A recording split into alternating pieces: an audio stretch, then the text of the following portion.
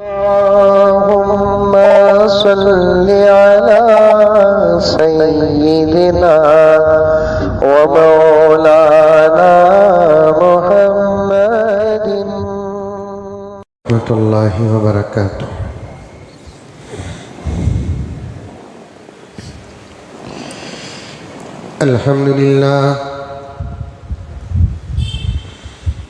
अल्हम्दुलिल्लाहि रब्बिल आलमीन वस्सलातु वस्सलामु अला सय्यिदिल अंबिया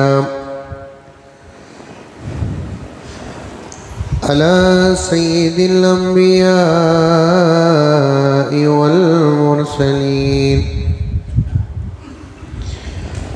मुहम्मदिन व अला आलिहि व अस्हाबिहि अजमईन। अम्मा बाद फ़अऊज़ु बिल्लाहि मिनश शैतानिर रजीम। बिस्मिल्लाहिर रहमानिर रहीम। या अय्युहल्लज़ीना आमनु उदख़ुलू फ़िस्सिल्मि काफ़्फ़ा वला तत्तबिऊ ख़ुतवातिश शैतान इन्नहु लकुम अदुव्वुम मुबीन। वक़ाल तआला फ़ी मक़ामिन आख़र ला यस्तविल्लज़ीना यअलमून वल्लज़ीना ला यअलमून। वक़ाल तआला इन्ना अअतैनाकल कौसर फ़सल्लि लिरब्बिक वन्हर इन्न शानिअक हुवल अबतर। सदक़ल्लाहु मौलानल अज़ीम। अल्लाहुम्मा सल्लि अला सय्यिदिना नबियिना मौलाना मुहम्मद व अला आलि सय्यिदिना नबियिना मौलाना मुहम्मद व बारिक वसल्लिम। अल्लाहुम्मा सल्लि अला मुहम्मदिन बिअददि औराक़िल अशजार व बिअददि अख़्तारिल अम्तार व बिअददि दवाबिल बरारि वल बिहार व अला आलिहि व सहबिहि व बारिक वसल्लिम। अल्लाहुम्मा सल्लि अला मुहम्मदिन कमा हुवा अहलुहु व मुस्तहिक़्क़ु। मुअज़्ज़ज़ सामीन किराम, पूरी मोहब्बत के साथ, शौक़ के साथ, उल्फत के साथ, प्यार के साथ, अदब के साथ, एहतराम के साथ, इखलास के साथ दिल की गहराई से एक मरतबा दरूद शरीफ पढ़ लें।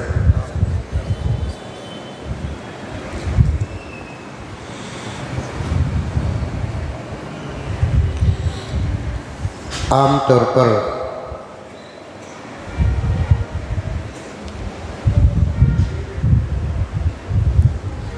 जुमे के दिन अगर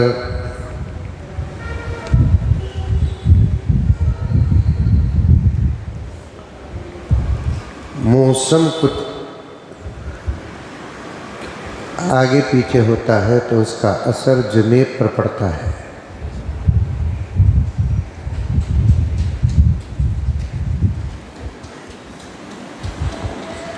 पहले ही से उम्मत इबादत में बहुत कमज़ोर है और इबादतों में नमाज में बहुत कमज़ोर है।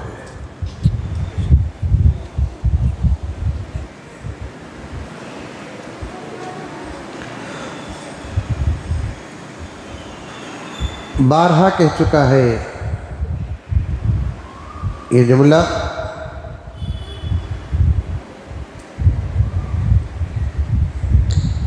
उम्मत अगर नमाज का एहतमाम कर ले तो उसकी ज़िंदगी और उसकी दुनिया के तकरीबन 80% मसाइल हल हो जाएंगे।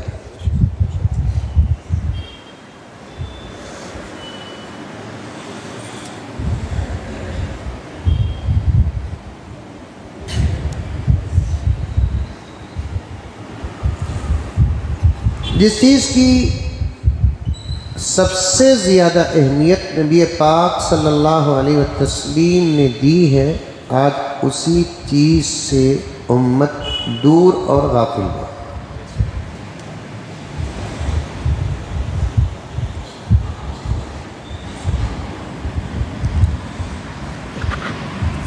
कदम ब कदम मुझे मेरे वालिद की बातें याद आती रहती हैं आजकल।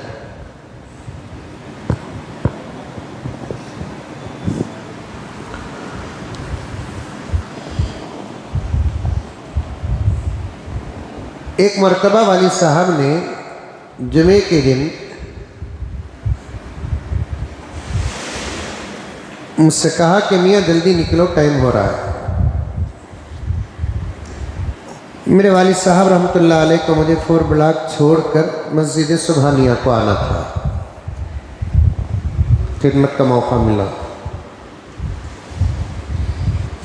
तो 11 बजे तकरीबन निकलना पड़ता था हमको, क्योंकि बेंगलोर की जो ट्रैफिक होती है ना, मैं समझता हूँ शायद हिंदुस्तान में किसी शहर में ऐसी ट्रैफिक नहीं होगी। बाज़ रास्ते तो इतने मशहूर हैं कि वक्त पर उन रास्तों को पार करके गुज़र कर मंजिल तक वक्त पर पहुंचने वाला मुसलमान करामती होता है।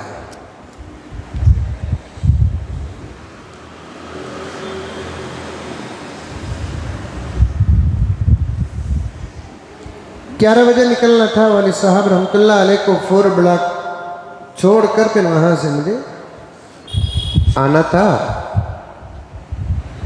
तो ये 5-6 मिनट ज़रा मुझसे ताख़ीर हुई 11 के बाद। वालिद साहब डांटते हुए एक मरतबा इरशाद फरमाया, ख़त्म हो गई मियाँ जुमे की अहमियत। उनके ज़माने में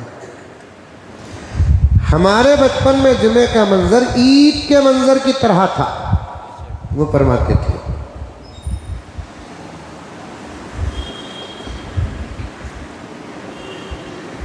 जुमे में पहनने के कपड़ों का इंतज़ाम होता था, गुस्ल का बेहतरीन निज़ाम होता था, अच्छा पकाने की फ़िक्रें होती थी। औरतें घरों के अंदर चाशुम्बे से जुमे के पकवान के ख्यालात और प्रोग्राम बनाते थे कि जुमे को क्या बनाना है, क्या बनाना है। और हफ्ता, इतवार, पीर, मंगल, चाशुम्बा, जुमेरात सादा सीधा खाने का एहतमाम इसलिए करते थे ताकि जुमे की अहमियत दस्तरखान में भी नज़र आए।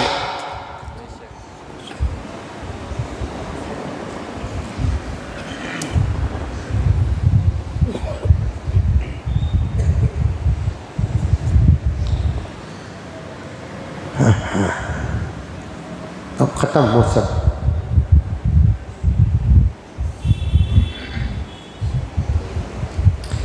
प्यारे आका सल्लल्लाहु अलैहि वसल्लम ने इरशाद फरमाया, जो मुसलमान बगैर किसी उज़्र शरई के 3 जुमा छोड़ देता है, उसका नाम मुनाफिकों में लिखा जाता है।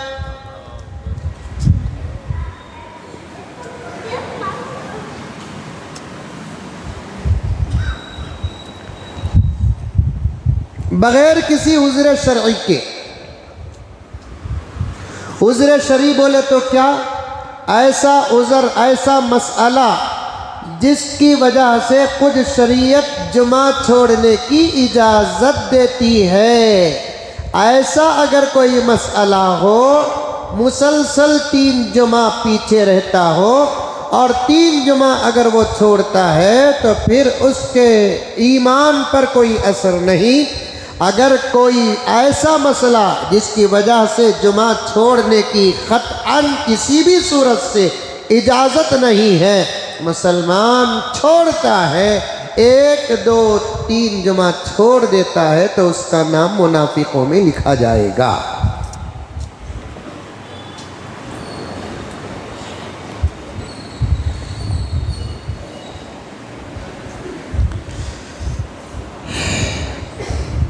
अल्लाह ताला उम्मत को समझने की तौफीक अता फरमाए। एक ज़माना था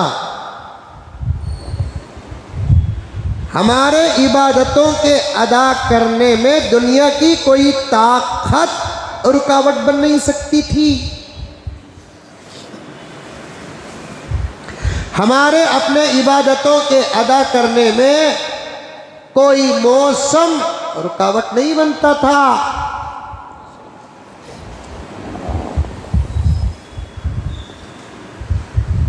और इस तरक्की के दौर में अगर हम छोटे छोटे आज़ार और उज़र की वजह से, मसाइल की वजह से इबादतों से रुकते हैं, तो फिर मेरे दोस्तों ये बहुत शर्म की बात है।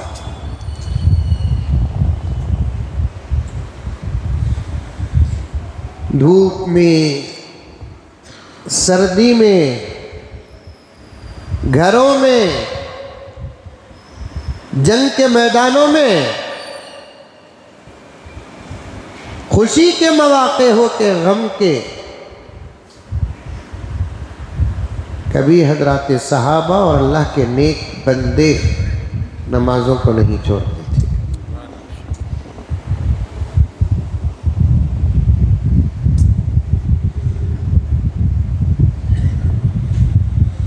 वो धूपों में तपती जमीनों में सजदे,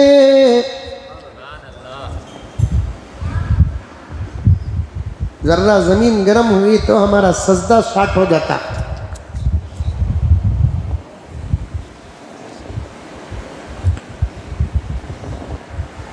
अल्लाह के नेक बंदे गर्म जमीन से मुकाबला करते। तू अपने जात में गर्म है कि हमारा ईमान गर्म है, फैसला सजदों में हो जाएगा।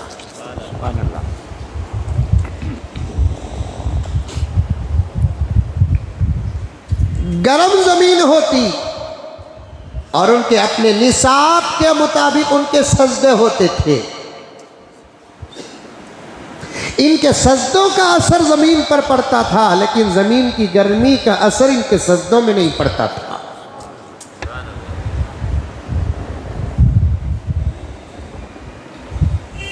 वो धूपों में तपती जमीनों में सजदे, सफर में वो घोड़ों की जीनों में सजदे, चट्टानों की ऊंची जबीनों में सजदे, वो सहरा बयाबा के सीनों में सजदे।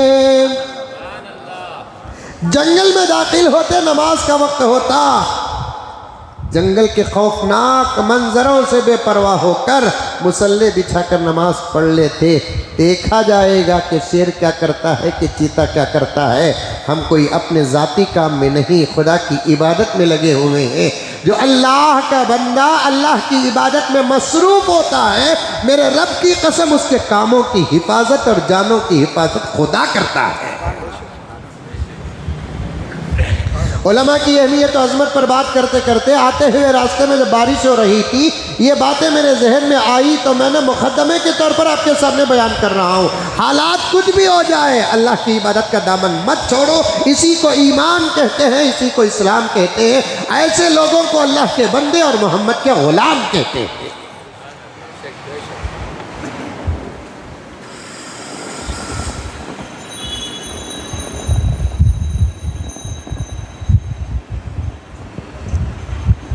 और मैं कहूँ मेरे दोस्तों, नौजवानों,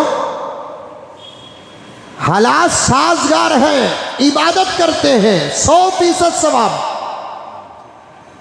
हालात नॉर्मल हैं, इबादत करते हैं 100% सवाब। हालात मुश्किल हैं, इबादत करते हैं 1000% सवाब।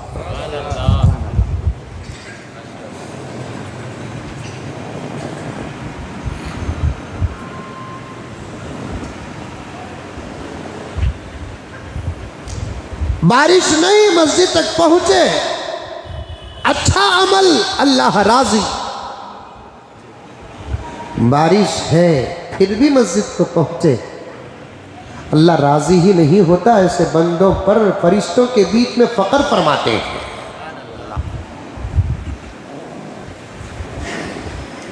ऐ मलाइका, तुम पर गर्मी का, बारिश का असर नहीं पड़ता, तुम इबादत करते हो तो क्या इबादत। ये मेरा बंदा देखो जो गर्मी से भी मुतासिर होता है, बारिश से भी मुतासिर होता है, लेकिन मेरी मोहब्बत के खातिर गर्मी से बेपरवाह, बारिश से बेपरवाह मेरे घर तक पहुंचा है। तुम सब गवाह रहना, इसके अमल से मैं राजी हूं।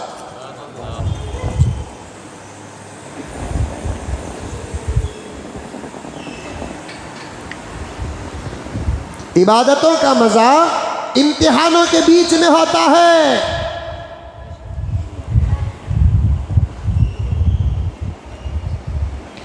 इबादतों की लज्जत हालात साजगार ना हो तब करने में आता है। सैयदुना हजरत उस्मान गनी ने क्या कहा, मुझे गर्मी के रोजे और सर्दी की नमाजों में बड़ा मजा आता है। सुभान अल्लाह।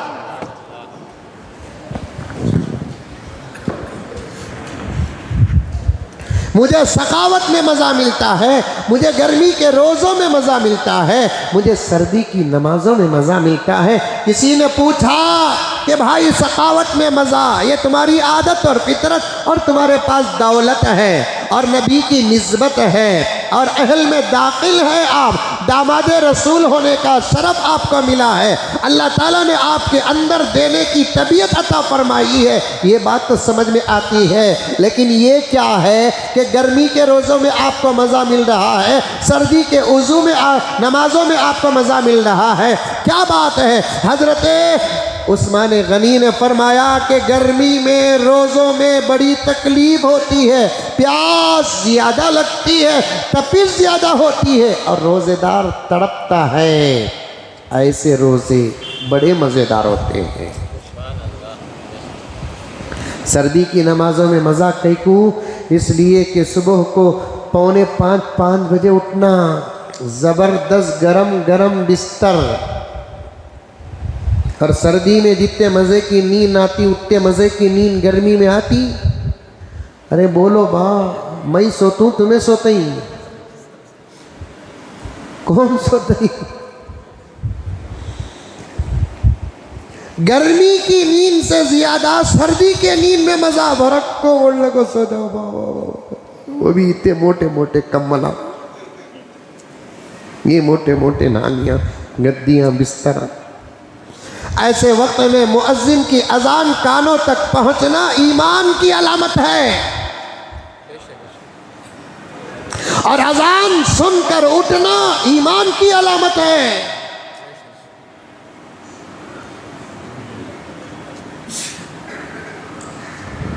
नहीं, शैतान उस वक्त आता है, कान में पेशाब करता है, सो जा, इन आवाजों की तुझे क्या जरूरत है, सो जा प्यारे, सो जा।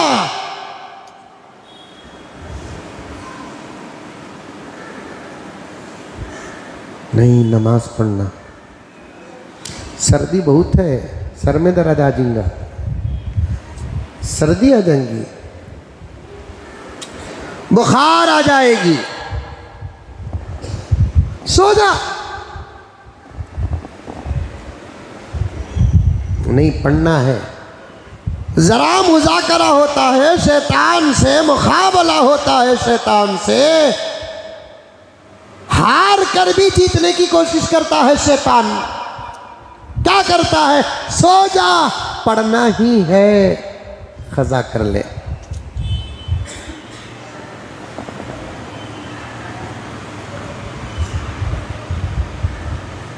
और ये हमला तो जरूर असर करता है, हाउ नहीं, हाउ नहीं। जबकि प्यारे आका ने फरमाया, बगैर किसी उज़्र शरई के नमाज को वक्त पर अदा नहीं करे, वक्त ख़त्म होने के बाद अदा करे, जिसे ख़ज़ा कहते हैं, ऐसा आदमी भी अल्लाह के अज़ाब से बच नहीं सकता। कई हदीस की किताबों में ये रिवायत मौजूद है, और बड़ी बड़ी मुस्तनद हदीस की किताबें आप उठा नहीं सकते। और आपको मैं उठाने के लिए किताब का हवाला देता हूँ, शेखुल हदीस ज़करिया साहब रहमतुल्लाह अलैह की मकबूल तरीन किताब, जिसको हर मस्जिद में हिस्सा मिला है, फ़ज़ाइल आमाल किताबुस सलात उठा कर पढ़ो, ये रिवायत ज़रूर मिलेगी। कई 100 साल सिर्फ एक नमाज के क़ज़ा करने की सज़ा अल्लाह ताला देंगे।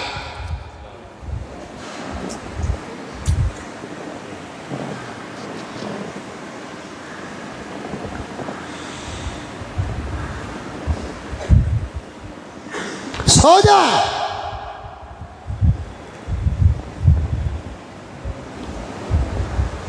अब उठता है 9 बजे उठता है, 9:30 बजे उठता है। एक अल्लाह की बंदी ने मुझसे कहा कि हज़रत मेरे शौहर रोज नमाज क़ज़ा करते हैं। मैंने कहा कि तू उठ, मैं उठकर ही तो उठाती हूँ हज़रत। और सबसे बड़ा मसला ये है करम, हमारे घरों में फजर की नमाज में उठने उठाने का माहौल ही नहीं। रात के अंधेरे में मुसलमानों के मोहल्लों से गुजरे और मखलूत मोहल्लों से गुजरे, जहाँ हिंदू और मुसलमान दोनों रहते हैं, इन मोहल्लों से गुजरते हैं, पता नहीं चलता कि किसका घर मुसलमान का है और किसका घर गैर मुस्लिम का है। चंद साल पहले फर्क महसूस होता था। सुबह के 5 बजे मुसलमानों के घर जागते नजर आते, उनके घरों में रोशनियां नजर आती, तिलावतों की धीमी धीमी आवाजें नजर सुनाई देती, उनके दरवाजे और दरी से खुलने और बंद होने का माहौल नजर आता। पता चल जाता ये मोहम्मद के गुलाम का घर है। आज सबके घरों के दरवाजे बंद, सबके घरों के दरीचे बंद, एक सन्नाटा छाया हुआ होता है। खबरस्तानों में और आबादियों में कोई फ़र्क नज़र नहीं आता। जो अल्लाह को मानते नहीं वो भी उसी वक्त उठते हैं, जो अल्लाह को मानते हैं वो भी उसी वक्त उठते हैं, कोई फ़र्क नज़र नहीं आता। इसीलिए तो हमारे हालात बजाय सुधरने के रोज़ ब रोज़ बिगड़ते जा रहे हैं।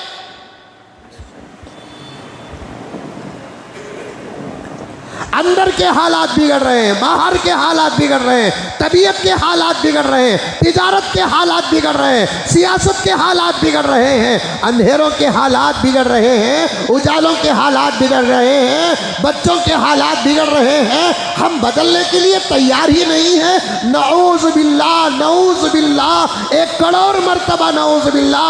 हमने अल्लाह को अल्लाह नहीं माना है, नऊज़ बिल्लाह हमने अल्लाह को गुलाम माना है। और ये जताने की कोशिश करते हैं मैं तेरी नहीं मानूंगा, तू मेरी मान।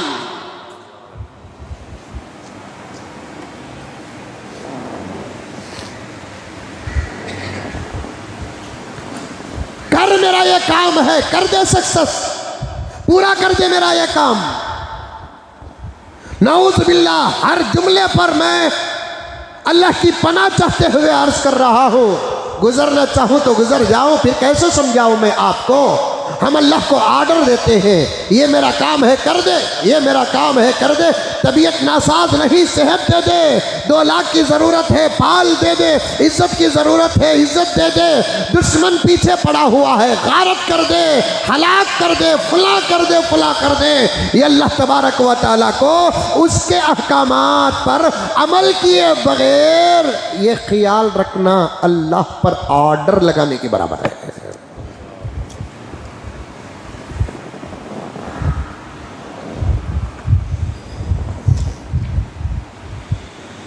पहले इबादत करो ना, उसकी मानो ना, उसकी मानो, पहले उसका हक अदा करो, उसके नबी की मानो,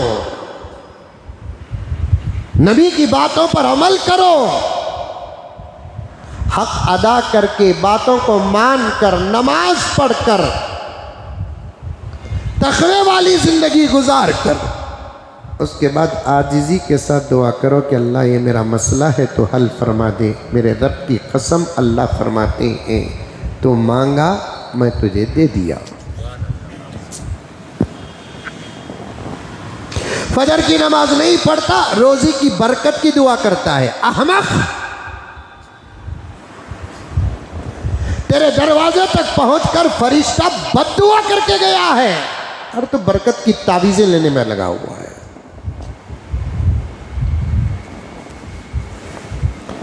है नहीं हदीस में, फजर की नमाज मोहल्ले में होते ही अल्लाह के फरिश्ते घरों तक पहुंचते हैं, जायजा लेते हैं किस घर में उठे किस घर में नहीं उठे। उठे तो दरवाजे के पास एक फरिश्ता करके दुआ करता है कि अल्लाह इसके घर को आबाद कर दे, जैसे इसने तेरी इबादत का हक अदा किया। दूसरा फरिश्ता आमीन कहता है, एक फरिश्ते की दुआ दूसरे फरिश्ते का आमीन। अल्लाह अकबर। 100 रुपये की कमाई होंगी, ज़रूरतें अंदर हो जाएंगी।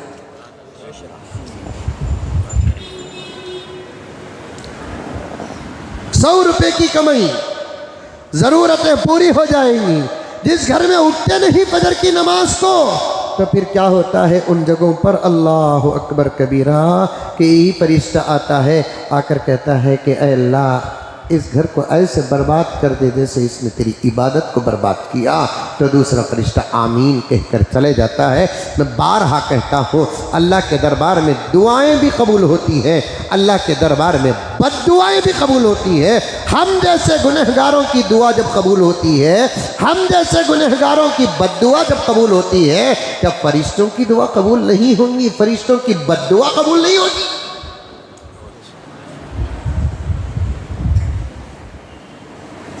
और एक जुमला कहता हूं, उसे सुनते हुए गुजर जाओ और समझते हुए गुजर जाओ।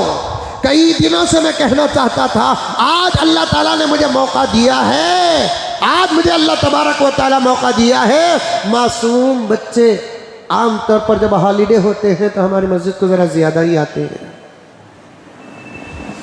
और ये बच्चे पढ़ते ही कितना और कहाँ पढ़ते हैं ये तो मालूम नहीं है मुझे। छुट्टियां तो इतनी इनकी ज़िंदगियों में मिल रही हैं, इनके छुट्टियां को देख डालकर हमें सोचना पड़ता है, हमें भी ये ज़माने में पैदा होते तो अच्छा था ना बेटा। कौन सा मिनिस्टर मरता कि मैं असम्बली से लेकर पार्लियामेंट तक ये बात पहुंचाना चाहता हूं, एजुकेशन मिनिस्टर्स तक पहुंचाना चाहता हूं, लीडरों के मरने पर बच्चों को छुट्टियां मत दो, वरना ही लगा दुआ में लग जाएंगे। अल्लाह, रोज़ एक खुला।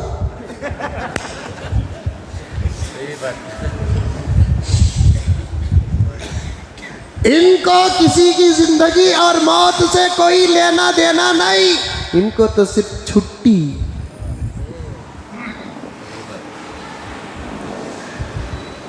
जबरदस्ती पढ़ रहे हैं, हर बच्चे का मिजाज है वो। उनका मकसद खेल है, पढ़ना नहीं। हमारा मकसद पढ़ाना है, खेलना नहीं।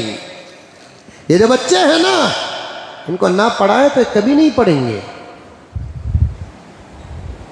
ये खेल के शौकीन है। जिम्मेदारी पढ़ाने की हमारे ऊपर है, पढ़ने की जिम्मेदारी इनके ऊपर नहीं है। पढ़ने की जिम्मेदारी आपके ऊपर है। आप समझदार हैं, बालिग हैं, आपके ऊपर है पढ़ने की जिम्मेदारी, ये बच्चों के ऊपर नहीं है। इनको ज़बरदस्ती पढ़ाया जा रहा है, क्योंकि ये उम्र अगर पढ़ लिए तो फिर आइंदा चलकर इनका रास्ता आसान हो जाएगा।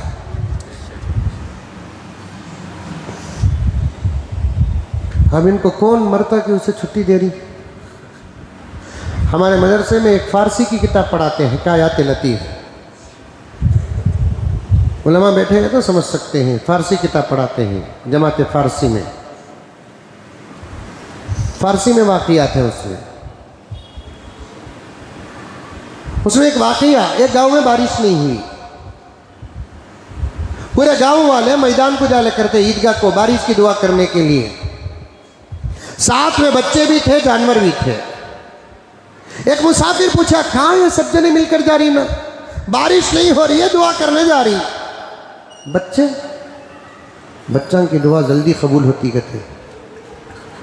तो उन्हें पूछने वाला बोला, कहते अगर बच्चों की दुआ कबूल होती तो दुनिया में एक उस्ताद भी जिंदा ना रहता। मारते से उन्होंने ना होमवर्क ना करने पर तंबी वही करते ना। ये अच्छा माहौल बना रखा है। कोई बड़ा मर गया छुट्टी दे दो, कोई बड़ा मर गया छुट्टी दे दो। क्या इनके इल्म का नुकसान नहीं? साल में 50-60 बड़े मरेंगे, 50-60 दिन छुट्टी देंगे, फिर इनके इल्म का जिम्मेदार कौन?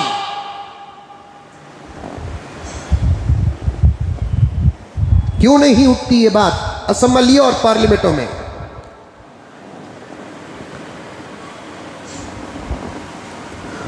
कुछ दुआ का इंतजाम कर दो। स्कूलों में बुलाकर बच्चों को बिठाकर उन लोगों के हक में दुआ का इंतजाम करो।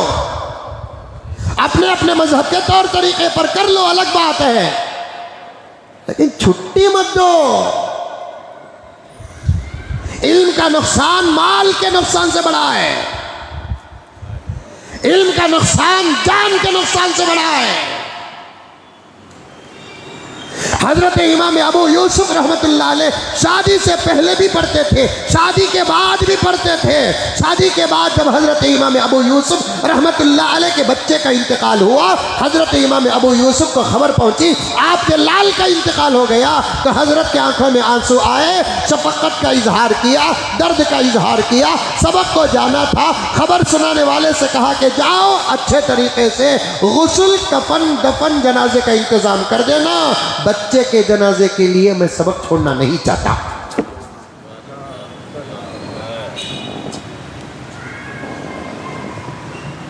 इल्म का नुकसान बहुत बड़ा नुकसान है। आगे ही तो बात अर्ज कर रहा हूं मैं, इसे खत्म करना चाहिए कि कोई ना कोई मरता है, छुट्टियों पे छुट्टियां हो रही हैं। अगर यही निज़ाम रहा तो फिर ये बच्चे अपने अपने धर्म में दुआओं का इंतज़ाम करेंगे कि नहीं अल्लाह कल होमवर्क कर लेकर नहीं आए तो मिस बहुत मार को बोलकर बोले, उन्हें मारने का मौका भी नहीं मिलना, मुझे जाने का मौका भी नहीं मिलना, एक बड़े लीडर को तू बुला ले।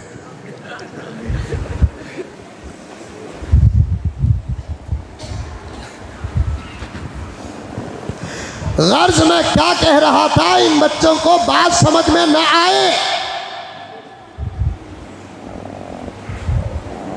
इन बच्चों को बात समझ में न आए। इबादतों को कभी न छोड़ो, मौसमों का असर इबादत पर पड़ने ना दो। सुबह को उठ जाओ, नमाज पढ़ो, कुरान की तिलावत करो, जिक्र करो, दुरूद पढ़ो, उठने की ताकत अपने अंदर पैदा करो, उठने के जराए अपने अंदर पैदा करो। एक दूसरे को बोल कर, वादा लेकर, गुजारिश करके सो जाओ।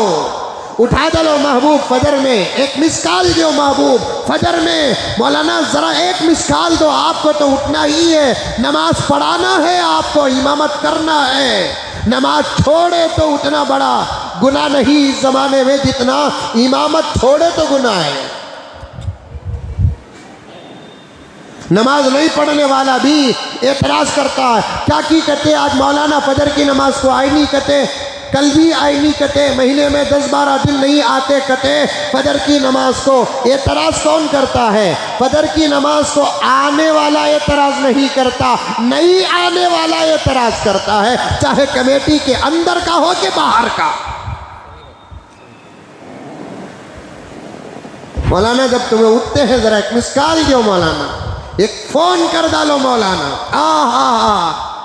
ये दर्द, ये फिक्र अल्लाह के दरबार में कबूल होता है तो अल्लाह तबारक व तआला डायरेक्ट उठाने का निजाम बनाते हैं। नींद देने वाला कौन, बेदार करने वाला कौन? यही तो पढ़कर सोते हैं, अल्लाहुम्मा बिस्मिका अमूतु व अहया। अल्लाह मैं तेरा नाम लेकर सोता हूँ, मैं तेरा नाम लेकर उठता हूँ, तू ही जिंदा करने वाला है। युहयी व युमीत, जिंदा करने वाला तू है, मौत देने वाला तू है। इलाहुल आलमीन, हम तेरे दरबार में दुआ करते हैं, नींद देने वाला तू है, तेरे इबादत के वक्त मुझसे तू नींद छीन ले, नींद खत्म कर दे। मैं 5 बजे उठ जाऊं।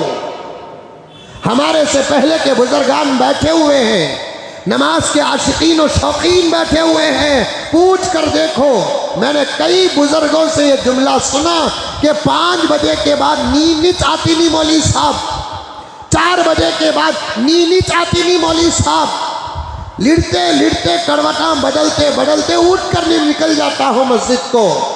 उसकी 2 वजह हैं। 5 बजे के बाद नींद ना आने की 2 वजह है।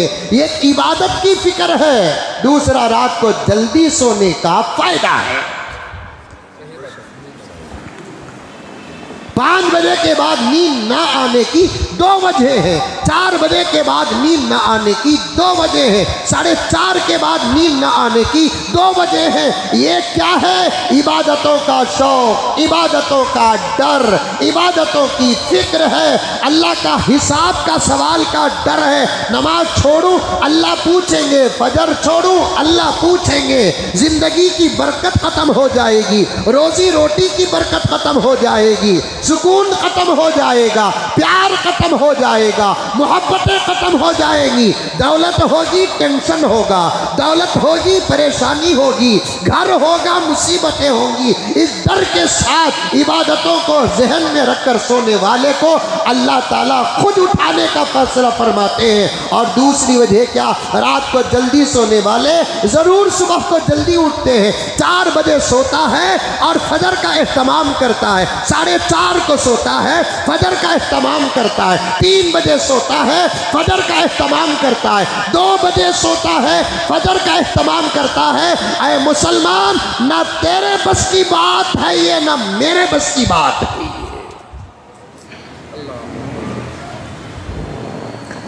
तकवे का 10 नंबर भी हमारे पास नहीं है, 5 नंबर पर्चे का नहीं है हमारे पास। तकवे के पर्चे का 5 नंबर नहीं है। वो औलिया अलग थे, 4 बजे सोते, 5 को उठ जाते, 4:30 सोते और 5 को उठ जाते, 5 बजे सोते तो 5:30 को उठ जाते, क्योंकि वो अल्लाह के मकबूल बंदे हैं।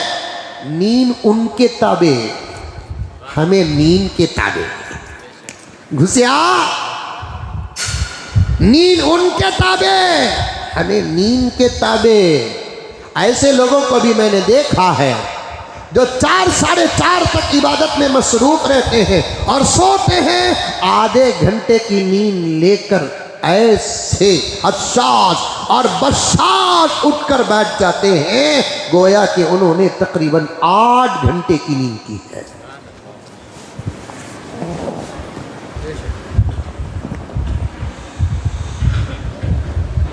हजरत इमाम अबू हनीफा रहमतुल्लाहि अलैहि उन अल्लाह के बंदों में से थे जो 40 साल इशा के वुजू से फजर की नमाज पढ़ी है।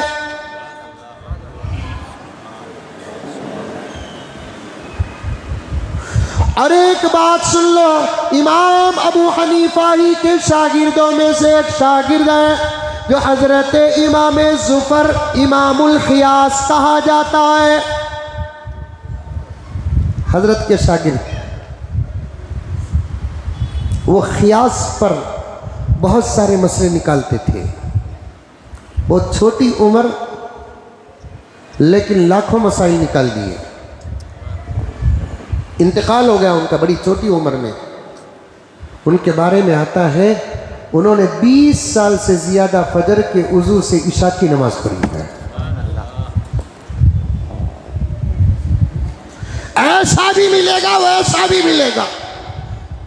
40 साल इशा के उज़ू से फजर की नमाज, 20 साल फजर के उज़ू से इशा की नमाज।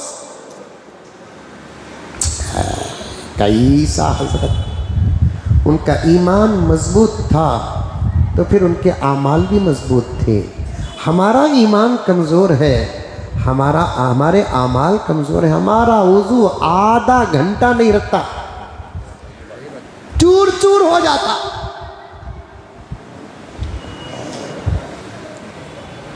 मैं हज को जाने वालों से बारहा कहता हूं, भाई वज़ू को बचाने की भी प्रैक्टिस करके जाओ। बोलता नहीं मामूम वहां जाने के बाद भी यही तरबियत करता हूं मैं साथियों को, वुजू बचाने की तरबियत करके जाओ। तवाफ बगैर वुजू के नहीं कर सकते। सफा मरवा की सही के लिए भी वुजू मुस्तहब है।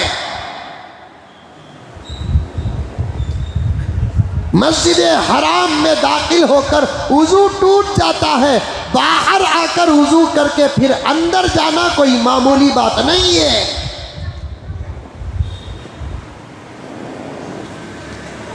मस्जिद उमर फारूक का इहाता जितना उतना मस्जिद हराम नहीं। जामिया मस्जिद सिटी जितनी है उतना मस्जिद हराम नहीं। एक बहुत बड़ी मस्जिद है मस्जिद हराम, वहां अंदर बैतुल खला बाथरूम वाशरूम नहीं, जाना बहुत दूर।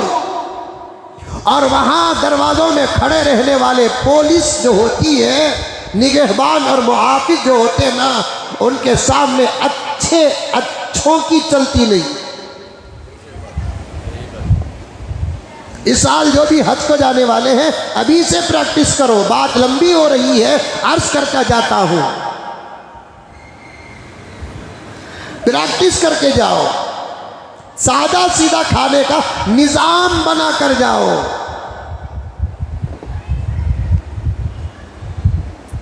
बाहर निकल गए तो फिर अंदर आने नहीं होता।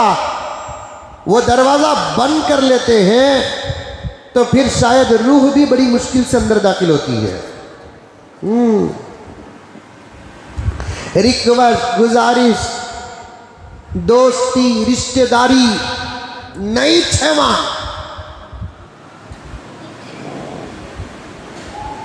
उधर करने के लिए वो दरवाजे से जाओ बोलकर बोलाता, हमें खुश हो जाकर वो दरवाजे को कहता, उन्हें बोलता वो दरवाजे को जाओ बोलकर, ऐसा वो बोलकर फिर वो दरवाजे को आपको खड़े रहते हैं।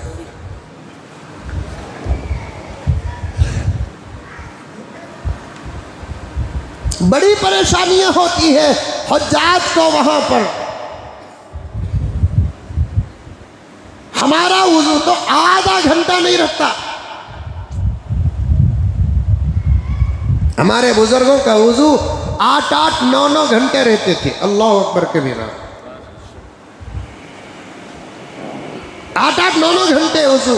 जरा सोच कर देखो, इशा के वुजू से फजर की नमाज, फजर के वुजू से इशा की नमाज, फजर के वुजू से जोहर की नमाज। आज भी कुछ अल्लाह वाले ऐसे हैं जो असर से पहले वुजू करके हरम में दाखिल होते हैं तो इशा की नमाज पढ़ के वापस आते हैं। कम से कम 3-4 घंटे तो वुजू उनका रहता है ना, अल्हम्दुलिल्लाह। वुजू की हालत में बार बार रहो, इंशाअल्लाह ताला वुजू तुमसे लग जाएगा। कभी भी एक वक्त मुलाकात अगर मैं महबूब से करूं, क्या वो मेरा दोस्त बनेगा? अरे फलसफा समझो, फलसफा।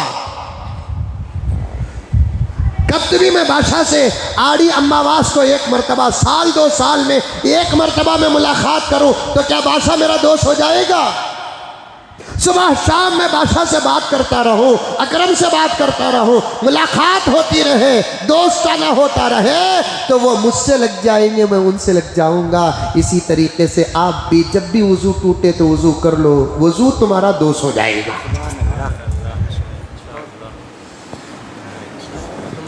वुजू टूटते ही वुजू कर लिए, वुजू टूटते ही वुजू कर लिए, वुजू टूटते ही वुजू कर लिए, तो वुजू सोचेगा इन्हें मंजे छोड़ रहा है, नहीं चलो इसके साथ ही ठहर जाऊं। हमारा वुजू कब वारम को एक मरतबा जुड़ता, फिर 3-3:30 बजे टूट जाता, फिर आइंदा वारम। बाज लोगों का वुजू तो हो ये साल टूटा तो आइंदा साल।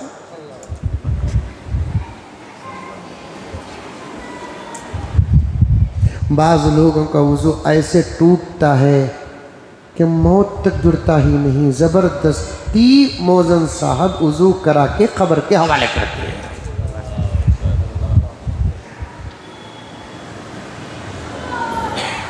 पैगंबर की सुन्नत को मामूली न समझो। हजरत इलियास साहब रहमतुल्लाहि अलैह मुजद्दिद दावत व तबलीग, आपके मलफूजात में आता है आमाल पर मेहनत करो, आमाल जिंदा रहेंगे। आमाल पर मेहनत खत्म हो गई तो फिर आमाल तुमसे छूट जाएंगे। आमाल पर मेहनत करो, आमाल पर मेहनत करो, उजू पर मेहनत करो, उजू पर मेहनत करो, बार बार उजू करते रहो।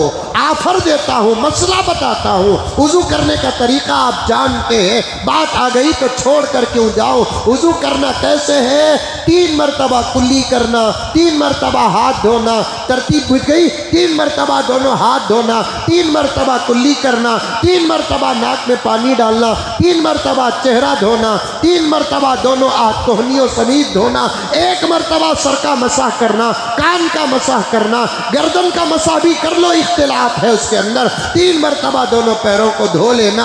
आका ने फरमाया 1 मरतबा भी जायज़, 2 मरतबा भी जायज़, 3 मरतबा भी जायज़ है, लेकिन 3 मरतबा मेरी उम्मत का उजू है।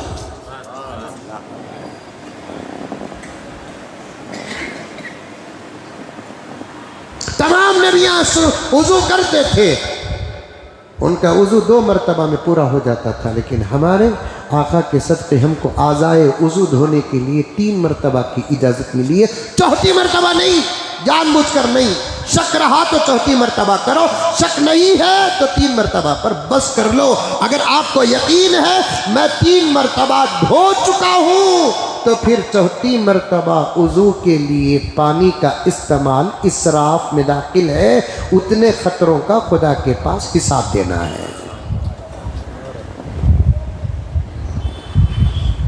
अभी इसी हफ्ता पता नहीं 2-3 दिन पहले एक साहब ने मुझे बहुत अच्छी बात बताई, मसला भी पूछा और साथ उन्होंने मुझे बताई बात। उनके सवाल में इखलास था। आज ही जुमा को बात आ गई, मौलाना गुस्ल कर लेने के बाद फिर भी वुज़ू करना क्या? बहुत अच्छा सवाल। गुस्ल कर लेने के बाद फिर भी वुज़ू करना क्या? मैंने कहा कि अगर गुस्ल की इब्तिदा वुज़ू से किए हैं तो गुस्ल करने के बाद फिर वुज़ू करने की ज़रूरत नहीं जब तक टूटता नहीं। समझ में आया मसला? अरे आया नहीं आया? मुंडी हिलाओ रे बाबा। आया? मसले बयान करते वक्त बहुत डर होता मुझे, हमें बोलेंगे ये, तुम्हें समझेंगे ये, फिर मसला हमारे ऊपर आएगा, आप पर नहीं। गुस्ल करते वक्त आप वुज़ू से अपने गुस्ल को अगर शुरू करे हैं तो फिर गुस्ल के बाद वुज़ू नहीं करना। आई बात? गुस्ल करना आता क्या?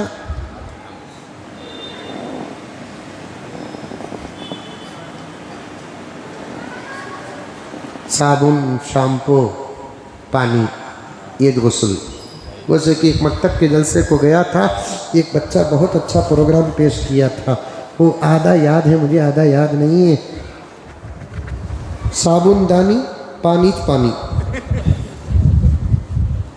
साबुनदानी पानी पानी। नौजवानों मुझे माफ़ करो, जितना वक़्त तुम्हें मोबाइल में गुजारते हैं उतना वक़्त दीन सीखने में गुजार देते, तुम पर इस्लाम को फ़ख्र होता।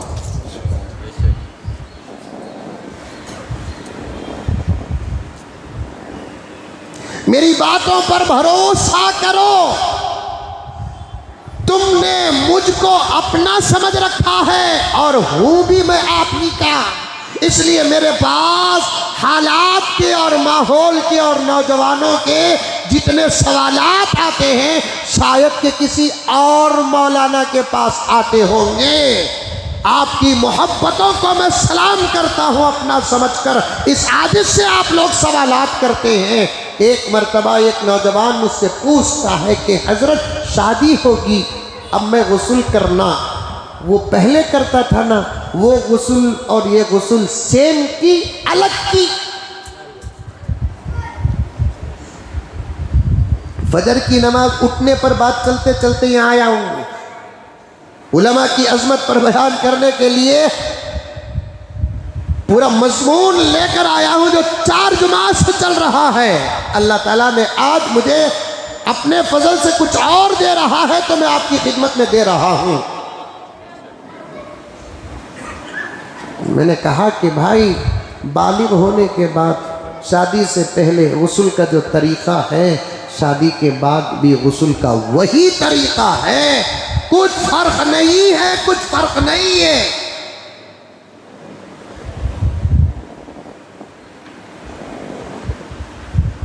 कभी पूछ लिया भी तो करो उलमा से, शर्माने की क्या जरूरत है? सवाल दीन का करने में शर्माने वाला कभी इल्म से आरास्ता नहीं हो सकता, और दीन का सवाल करते हुए पूरे अदब के साथ जो सवाल करता है वो कभी जाहिल होता नहीं। हमें ही जवाब देने के वास्ते, हाँ हो सकता है कि कभी जरा डांटेंगे, नाराज नहीं होना, हमारे डांट में भी मोहब्बत है, हमारे गुस्से में प्यार है, शफकत है। डांटेंगे फिर सही जवाब इंशाअल्लाह ताला देंगे। हजरत तुमने पूछने डर होता, हजरत कहीं को डर रहा भी क्या खा ले तो नहीं,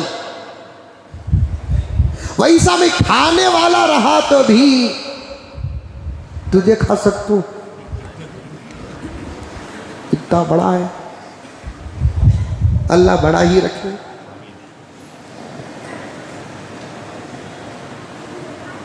मार खाने की तो उम्र नहीं है, डांट खाने की उम्र है। उलमा से कुछ डांट सुन लो, लेकिन सवाल का हल तो हो जाएगा।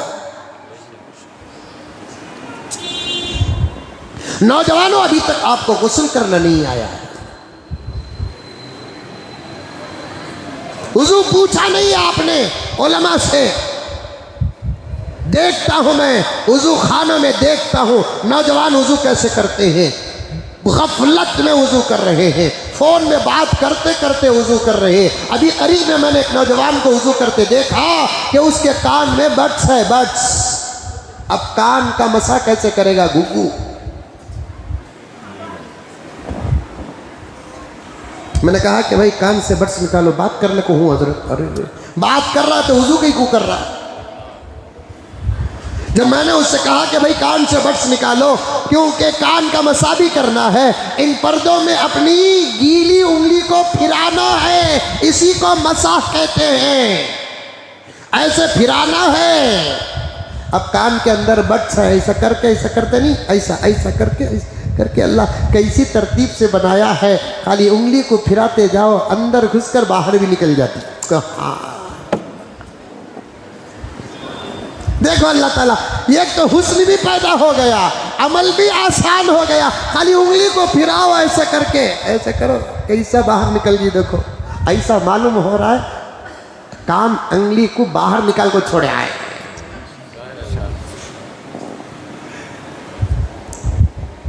अब कान में बड्स रख लगा हूं, अच्छा और यार उठा के कि बकरा है, बंदे का जरूरत है उसकी सुनने के लिए, कभी किसी की अपनी उसकी गुफ्तगू न सुनो, ये भी चोरी में दाखिल है। हाँ, किसी दूसरे का खत नहीं पढ़ना। जरा देव अकरम मोबाइल के तो उनका मोबाइल ले ले को, मैं कॉल कर को देना, उनका व्हाट्सअप खोल ले को, मैं पढ़ ले को नहीं रहना, गुनाह है कबीरा है, गुनाह है कबीरा।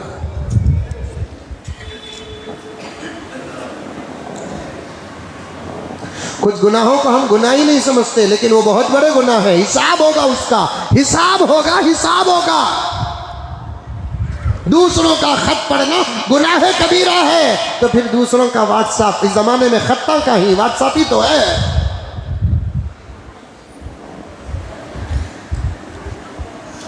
ऐसा तो जोरू भी पढ़ना नहीं, जाको बोलेंगे ये जरूर बोलेंगे घर में, ये जरूर बोलेंगे। आए सुनी क्या आज का सुन बयान, मेरा मोबाइल उठा उठा को चेक करती ना, मौलाना क्या बोले देख, क्या बोले जी, दूसरे का मोबाइल उठा को व्हाट्सएप पर पढ़ना नहीं कहते, तुम्हें सांप बन जाओ, उसे डाउट ही ना पैदा हो। ये वो रिश्ता है यहाँ के बयानात वहाँ डाल नहीं सकते, यहाँ की तरबियत वहाँ नहीं डाल सकते। तुम्हें मेरा फ़ोन चेक करो को, मैं तुम्हारा फ़ोन चेक नहीं करता, क्योंकि तुम्हारी अपनी ज़िंदगी अलग है, मेरी अपनी ज़िंदगी अलग है।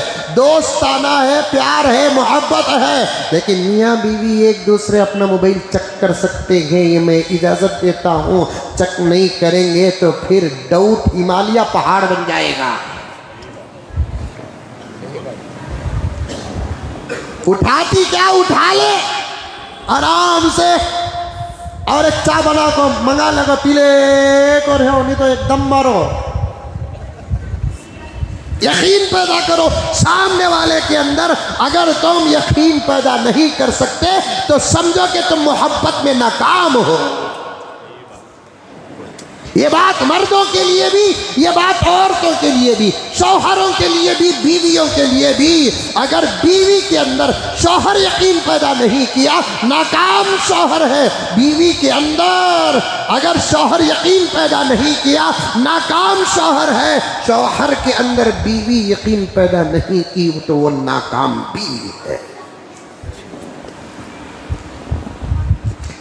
गारत हो रहे हैं रिश्ते,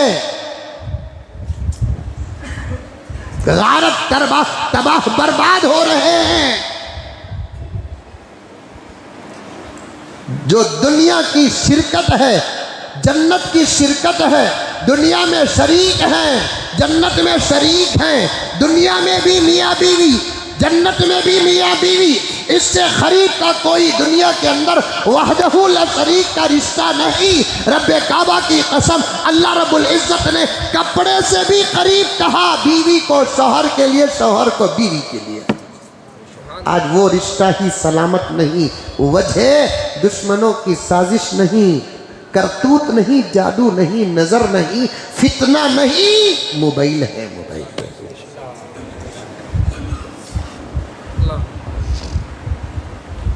कौन की कर डाले मियाँ बीवी को, ये बोलते हमने सुना है। आज देखते हैं कौन भी नहीं किया। इस मोबाइल ने रिश्ता गारत करके रख दिया।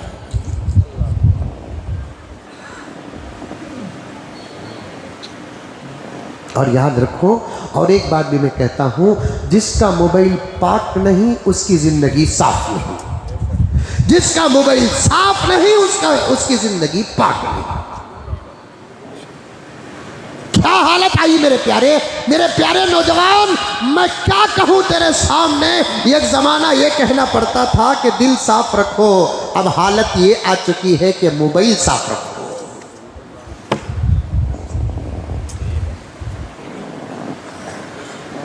एक ज़माना क्या कह, गुज़िश्ता जुमा ही कहा मैंने, दिलों को साफ रखो, दिलों को साफ रखो, दिलों को साफ रखो। दिल को साफ रखे बगैर कोई अल्लाह का वली बन नहीं सकता।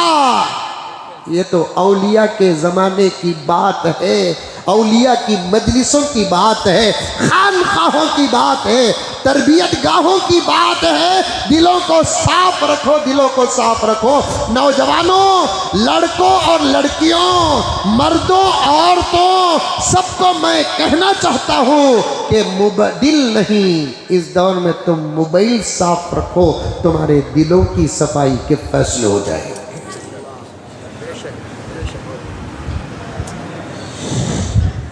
है मोबाइल साफ हमारा। और एक हादिसा सुनो इस हफ्ते का। मोबाइल किसी को दियो न को, बोलो। और वो क्या बोलते, ईमेल, वो मोबाइल ऑन करने के वास्ते डालना पड़ता नहीं, आप ही तो करते हैं ना। ईमेल किसी को दियो न को, तुम्हारा ईमेल तुम्हें यूज़ करो, तुम्हारा ईमेल तुम्हें यूज़ करो। पासवर्ड भी किसी को दियो न को। दुनिया से एतबार खत्म हो गया, भरोसा खत्म हो गया, एतमाद खत्म हो गया। हाँ, पूरे घर का एक ईमेल रखो, अलग बात है। कुल्लुकुम राइन व कुल्लुकुम मसऊलुन अन रइयतिही। लेकिन मेरा ईमेल मैं महबूब को न दूं, महबूब का ईमेल से मेरा फोन में ऑन न करूं। इतना भी भरोसा मत करो। सूरतों में मुस्कुराहट है लेकिन दिल बड़े गंदे हैं। जब हालत हमारे ऊपर आती है ना, बचने के लिए मैं हालात किसी के कांधे पे डालने के लिए पीछे नहीं हटूंगा। ये दौर है, ये दौर है। एक वाक़या आया मेरे पास, भाई और बहन दोनों का मेल एक है, ईमेल एक है मोबाइल का। बहन अल्लाह की नेकबंदी, मदरसे की पढ़ी हुई आलिमा बच्ची, शादी हुई, शौहर ने मोबाइल की इजाजत दे रखा। इस जमाने में शौहरों की तरफ से बीवियों को मोबाइल की इजाजत मिलती है, यह मोहब्बत की बहुत बड़ी दलील है। वरना औरतों को इस दौर में मोबाइल की इजाजत देना खतरे से खाली नहीं है। आज का बयान सुनने के बाद पता नहीं क्या बोलते, वो यूट्यूब के बयान के नीचे आते ना, क्या लिखो भेजते कमेंट्स। अब औरतों की क्या क्या कमेंट्स आते हैं कि मालूम नहीं। देव जरूरत रही तो देव, लेकिन अपने अंदर में रखो। बात आ गई तो अर्ज कर रहा हूं, बहुत गहराई में जा रही है बात। उजू से बात आ गई, मैं आज उजू के बारे में कुछ जरूर कहूंगा। इन बातों को सुनते जाओ, मेरा रब दे रहा है। भाई और बहन का मेल एक है, ईमेल। शौहर ने इजाजत दे रखा है, बीवी आलिमा है। आलिम पर भरोसा न करे तो फिर किस पर भरोसा करे। नाज था शौहर को, मेरी बीवी आलिमा है, कुरान पढ़ी हुई है, हदीस पढ़ी हुई है, फला मदरसे की फारिगा है और घर में बच्चों को दीनी तालीम भी देती है। एक मर्तबा शौहर ने अपनी बीवी का मोबाइल निकाला तो उसके मोबाइल में मेल से वो क्या देखते मालूम होता, कहते मुझे उतनी गहराई नहीं मालूम है, मेरे हाल मेरा मोबाइल जो भी ये होता है हमारे अब्दुल वाहिद करते हैं तो मेल से मालूम होता है। तो यूट्यूब में उन्होंने जाकर ऐसे ही देखा तो मेल के अंदर गंदी गंदी तस्वीरें और क्या क्या के अंदर थे। तो शौहर को अपनी आलिमा बीवी के इल्म पर डौटा गया, हंगामा बरपा हुआ। बीवी ने कसम खा रही है मुझे कुछ नहीं मालूम, लेकिन उसके मोबाइल में सबूत है। तहकीक करने के बाद पता चला कि भाई जो देखता था उसका असर मोबाइल पर पड़ता था। शौहर को अपनी बीवी पर डाउट हो गया, तलाक के करीब चला गया मसला। तहकीक न होती तो तलाक हो जाती।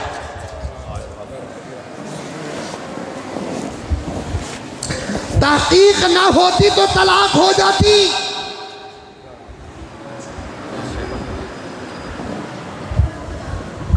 ला हौल वला कुव्वत इल्ला बिल्लाह। अल्लाह हर एक की जिंदगी की हिफाजत फरमाए, हर एक की जिंदगी की हिफाजत फरमाए और अपनी जिंदगियों को बचाने की पूरी कोशिश करो। नौजवानों, निकाह शान से कर लेना कमाल नहीं है, प्यालस में कर लेना कमाल नहीं है। 10-10 लाख रुपए शादी महलों के किराए देकर शादियां कर लेना कमाल नहीं है। ये शादी का एक दिन है, इम्तिहान तो पूरी जिंदगी है। शादी के बाद शादियों को निभाने और संभालने की कोशिश करो ताकि तुम्हारी जिंदगियों पे तलाक और खुला का दाग न लगे।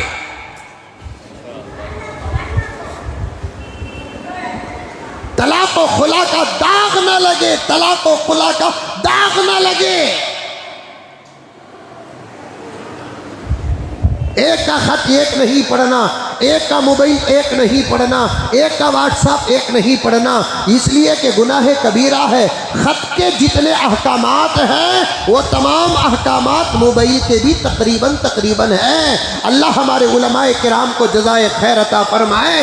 जब भी नई चीज़ ज़माने में पैदा होती है उसके अहकामात अल्हम्दुलिल्लाह कुरान और हदीस और फ़िक़ह की पुरानी किताबों से अल्हम्दुलिल्लाह मसाइल निकाल कर नई चीज़ के अहकामात भी बयान कर देते हैं। वॉशिंग मशीन आई, मसाइल बयान हुए। वाच आया, मसाइल फ़िक़ह के फिक़ा के किताबों में वात पहनकर नमाज पढ़ने का क्या हुक्म है, ये भी एक सवाल है। चश्मा आया तो चश्मा पहनकर नमाज पढ़ने का क्या हुक्म है, ये भी सवाल है और ये भी जवाब है। अल्हम्दुलिल्लाह सुम्मा अल्हम्दुलिल्लाह। नई चीज़ जब दुनिया में आती है, तुम्हारे लिए फैशन है या तुम्हारे लिए ज़रूरत है, लेकिन उलमा के लिए वो नई चीज़ एक नई तहकीक है।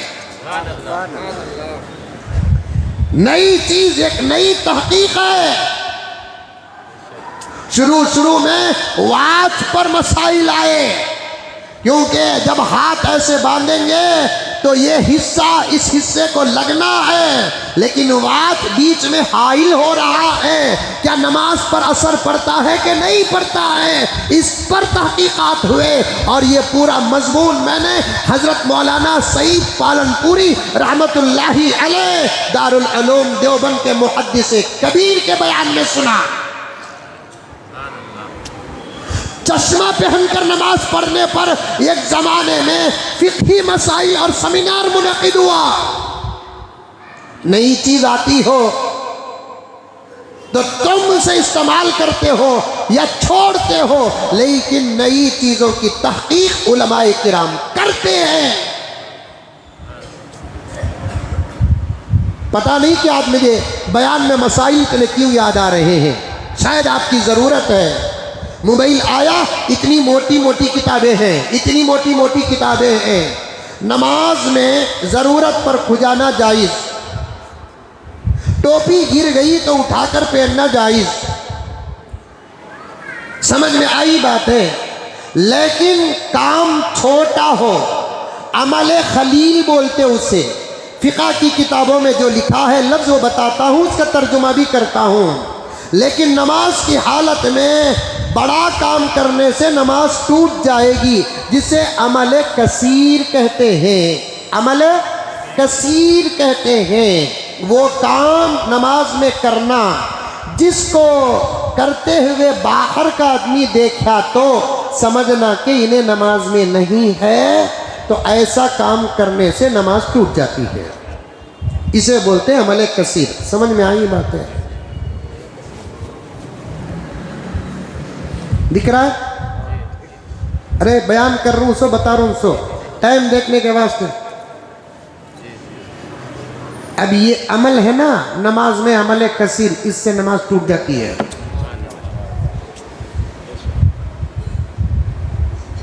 इसीलिए हमारी मस्जिद उमर फारूक को एक मरतबा हज़रत मौलाना अतीकुर रहमान साहब अरशद रशादी रहमतुल्लाहि अलैह 12 रबीउल अव्वल के बयान में तशरीफ़ लाए थे। उन्होंने सामने एक कुछ लिखा हुआ था, हज़रत ने फरमाया कि मौलाना इसे निकाल दो, मस्जिदों के क़िबले के जानिब किसी किस्म की कोई तहरीर न हो, चाहे कुरान पाक की आयात ही क्यों ना हो। समझ में आई बात? तगरे ना हो। मौलाना के बयान का क्या बोलते उसे, क्लिप का वो कुछ एडवर्टाइज, जल्दी समझो भाई।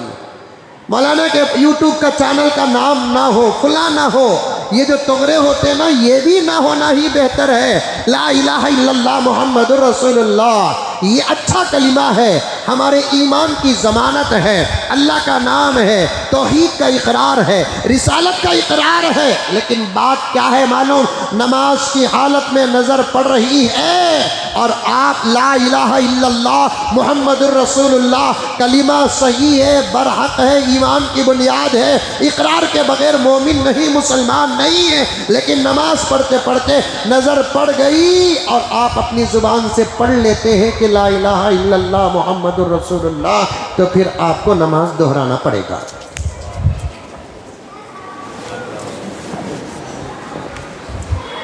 नमाज में वही पढ़ो जो पढ़ने का हुक्म है। इसीलिए फुक़हा फरमाते हैं, अब नमाज पढ़ रहे हैं, बाजू वाला नमाज भी पढ़ रहा है या नमाज नहीं पढ़ रहा है, दोनों सूरतों में उसे छींक आई और छींकने के बाद वो अल्हम्दुलिल्लाह कहा। और जो छींकने वाला छींकता है, अल्हम्दुलिल्लाह कहता है, तो सुनने वाले को क्या बोलना, जोर का बोलो, हाँ यहाँ भी गलती करते हैं, या रहमकुमुल्लाह नहीं, वो या हर जगह लगा को यहाँ भी या लगा रहे हैं, या रहमकुमुल्लाह नहीं है, यरहमुकल्लाह बोलो, मैं जितना बोलता हूँ उतना बोलो, यरहमुकल्लाह, यरहमुकल्लाह। इसे अलग अलग करके 10 मरतबा पढ़ो, बाद में जुबान चल गई तो मिलाकर पढ़ लो। मदरसों में यही तरतीब से तो पढ़ाया जाता है कायदा, या रहमकुमुल्लाह नहीं। अरे मेरे प्यारों, कुछ भी आता नहीं है, सलाम करना नहीं आता तो यरहमुकल्लाह बोलना क्या आएगा? वालेकुमुस्सलाम बोलना नहीं आता तो यरहमुकल्लाह बोलना क्या आएगा? ये दीन है, ये इस्लाम है, ये सुन्नत है, ये शरीयत है। सीखे बगैर टोपियों से हम लोग समझते हैं तो बहुत बड़ी गलती है। सीखो, यरहमुकल्लाह,